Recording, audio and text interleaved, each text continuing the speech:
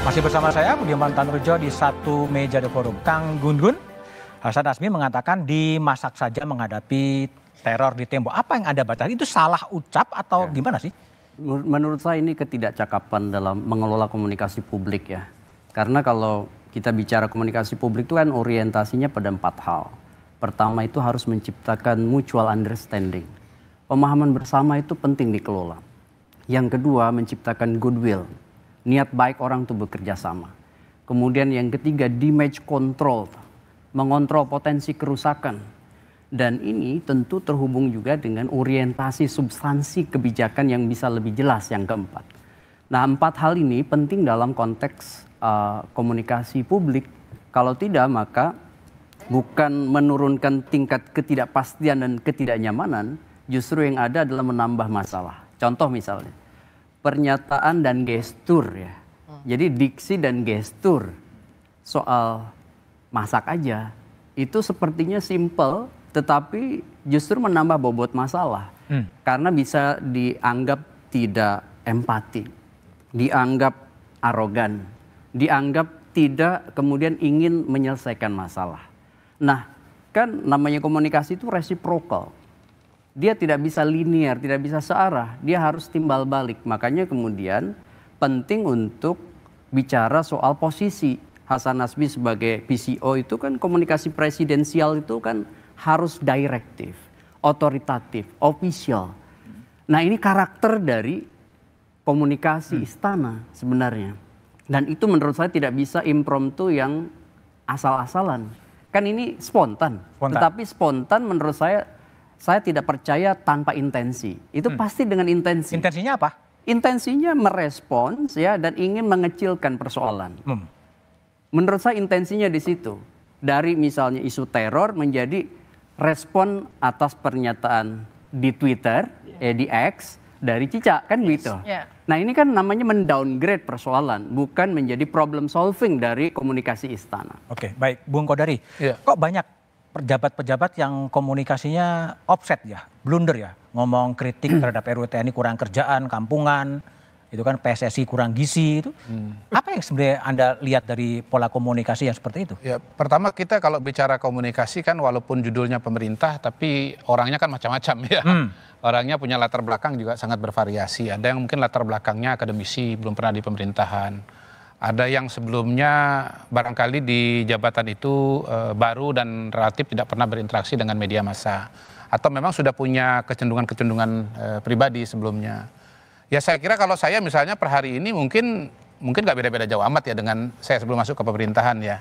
Saya pun pada hari ini terus terang juga baru bicara karena memang dari presiden ada arahan untuk anggota kabinet itu lebih berkomunikasi dengan publik. Harus diakui juga bahwa ketika kita masuk pemerintahan itu kayak masuk rumah baru, Mas Budiman. Kita itu masih orientasi ruang, rumah baru, kemudian bahkan cari-cari perabot, lalu tata letaknya pun juga kita atur-atur begitu. Dan saya kira kalau kita pernah punya rumah, masuk rumah baru, mungkin sampai setahun itu kita masih terus ngatur-ngatur perabot. Acak-acakan gitu? Iya, masih ngatur-ngatur perabot lah.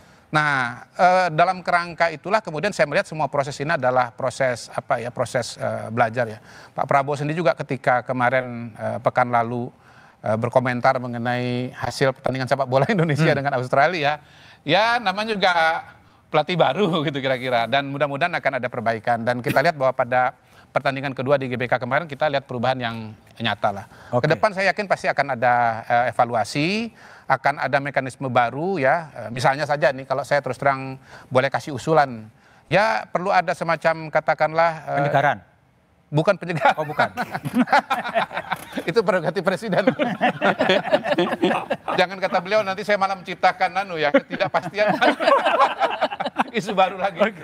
Jadi paling tidak begini, misalnya nanti ada dari tim komunikasi presiden itu memberikan update mengenai persoalan-persoalan yang muncul pada hari itu atau hari kemarin begitu, dan diberikan kira-kira koridornya pemerintahan itu orientasi atau arahnya ke arah kemana begitu.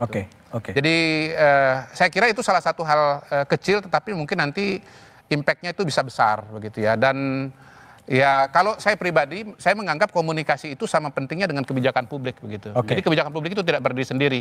Jadi menjawab dari Mas Taufik ya, kalau menurut saya pemerintahan manapun juga Mas itu pasti memahami betul bahwa mereka tidak berada dalam ruang kosong, media itu adalah teman, media itu adalah partner, dan perspektif ini saya kira yang harus dikembangkan gitu Mas Budi. Bahwa media massa itu adalah teman, bahwa media massa itu justru kalau kita bisa berkomunikasi dengan baik, itu justru menjadi variabel yang membantu agar kebijakan publik ini menjadi lebih optimal gitu. Terus terang misalnya gini ya, saya cek kesehatan gratis di Kalimantan Selatan dan Kalimantan Tengah. Saya menemukan bahwa tingkat partisipasi masih sangat rendah begitu. Nah, saya melihat opportunity dari mana? Dari teman-teman media gitu.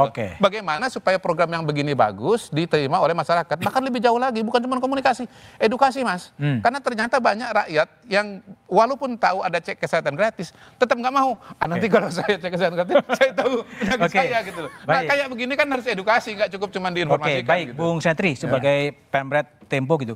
Apa sih yang Anda lihat dari pola komunikasi dari elit-elit pemerintahan Pak Prabowo ini kok terkesan semrawut ya? Apa yang baca? Iya, semrawut sudah pasti Mas Budiman. Tapi kalau kita lihat ini organisasi besar. Ya, kabinetnya besar, badan baru dan program juga banyak. Tapi mengabaikan komunikasi publik. Nah, ini kan menjadi, ya kita bisa lihat dalam berbagai hal lah, bagaimana respon-respon yang kontraproduktif gitu. Jadi orang sudah langsung menangkap, oh ini tidak siap ini. Tidak siap. Padahal, ini kalau kita mengutip Mas Kodari tadi, seharusnya berbagai program itu komunikasi publiknya dulu dong.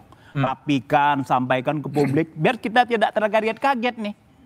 Oh ternyata PPh 12% gitu, PPN 12%, terus LPG banyak hal yang Indonesia gelap, kabur aja dulu. Kan seharusnya ini kan anak-anak bangsa nih.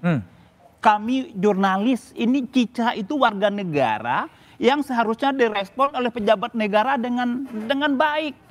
Kalaupun tidak ada simpati, minimal menenangkan. Oke, saya belum tahu, nanti saya cek. Itu Hasan Nasbi seharusnya ambil. Bukan malah menganggap udah masak saja dulu. Jadi berbagai kekacauan ini menimbulkan ketidakpastian. Oke, Mbak Uni, ada kantor komunikasi presiden, ada 6 atau 7 juru bicara. Kenapa masih semrawut? Apa yang salah? Satu dikit menindaklanjuti soal ini ya. Tadi Mas Ujang mengatakan bahwa ada intensi untuk menganggap enteng ya, santai. Dan dia mengemasnya, kepala PCO mengemasnya dengan mengatakan itu sesuai dengan respons dari Cica di media sosial. Saya rasa posisinya beda ya. Cica adalah korban ya yang mendapatkan teror. Hasan Nasbi adalah kepala PCO. Sehingga responnya nggak boleh sama-sama dianggap seperti momen bercandaan atau dan respon menganggap enteng itu memang terbukti dari kalimat yang dia sampaikan pada saat klarifikasi.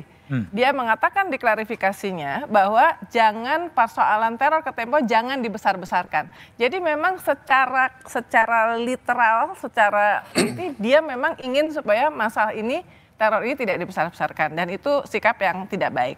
Nah, soal komunikasi, sekarang gini pertanyaannya. Sebetulnya kabinet ini memang besar, tapi belum pernah ada dalam sejarah kabinet Indonesia di mana ada pembekalan.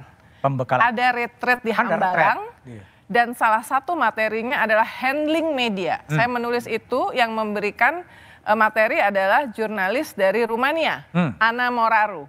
Plus ada satu orang. Jadi whatever, tapi itu menjadi satu. Saya nggak tahu apakah itu yang mengikut menteri-menteri kepala badan itu benar-benar paham ya. Karena ya mungkin ini disampaikan dalam bahasa Inggris juga ya, mungkin ya.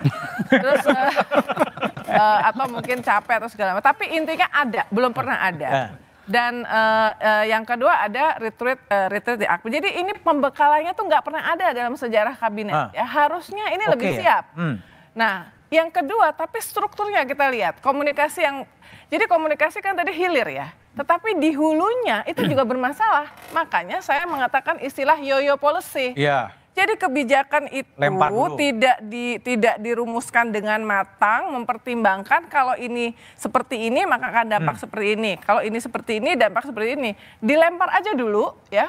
Ketika kemudian menimbulkan kehebohan dan protes di masyarakat, ditarik kayak orang main yoyo kan, ditarik, gitu. Nah, pada saat itu kemudian respons komunikasinya itu juga tidak membantu ya. Jadi komunikasi publik yang buruk bermasalah ada hilir, tetapi dari hulunya proses pembuatan kebijakan dan tidak melibatkan orang-orang yang bertanggung jawab terhadap komunikasi. Saya mendengar bahwa misalnya Komdigi tidak selalu tahu tentang apa yang sedang dirumuskan oleh menteri-menteri. Jadi kan sekarang ada PCO. Lalu belakangan kita melihat soal yoyo policy soal CPNS yang tadinya diangkat 1 Oktober dimajukan ke Juni, yang memberikan keterangan adalah Mensesnek Prasetyo Hadi. Jadi sebetulnya yang menjadi juru bicara itu siapa? Ini harusnya ditentukan. Kita merefer kepada pola yang dilakukan saya rasa yang lumayan di era Presiden SBY. Cuma ada 1 juru bicara untuk urusan luar negeri, Dino Patijalal, 1 juru bicara untuk urusan dalam negeri, Andi Malarangeng. Jadi jelas bertanya kepada siapa. Nah sekarang PCO ini punya akses gak sama presiden? Seorang juru bicara harus kredibel dulu, trusted. Dia punya track record sangat mengkritisi Pak Prabowo 9 tahun. Jejak digitalnya bertebaran di media sosial. Setiap kali dia ngomong ngebelain pemerintah yang sekarang, netizen langsung ngeluarin lagi Twitter rekam jejak. Jadi bagaimana disebut sebagai seorang kredibel? Kedua, harus punya akses langsung kepada CEO, dalam hal ini ada presiden. Apakah dia tuh punya akses sehingga misalnya tiap pagi ada mapping, media seperti ini, media sosial seperti ini. Gimana Pak tanggapannya yang kasus isu ini? Mungkin 3 yang harus segera harus kita tanggapi. Bagaimana menanggapinya? Jadi satu suara semuanya. Ini kan nggak kelihatan. Nah jadi trustednya rendah, mungkin hubungan dengan media termasuk rendah juga. Dengan Pemret, kita ada di grup Pemret kan? Kita ada di grup forum Pemret juga kayaknya hampir nggak ada. Ketiga, akses terhadap pembuat kebijakan, terutama presiden, itu juga lemah. Jadi wartawan itu mungkin, ya sorry ya, kalau saya mau tanya tentang Danantara, ya saya tanya Pak Rosan, langsung. Pak Doni, tanya BUMN, tanya Pak Erik, tanya yang lain, tanya menterinya langsung, Kemandirian Pangan, tanya sama Pak Zulhas. Ya nggak kepingin aja nanya sama PCO karena yang ini lebih menguasain gitu. Kenapa lebih menguasain gitu. Baik ya. Taufik, ini kan menarik ya. Komunikasi presidennya juga kemudian belum beres. Gejolak ekonomi juga sudah mulai muncul. Eskalasi politik juga mulai mencuat dengan berbagai unjuk rasa terjadi di sejumlah tempat. Kira-kira apa yang bakal terjadi? Tapi jawabannya setelah jeda berikut ini.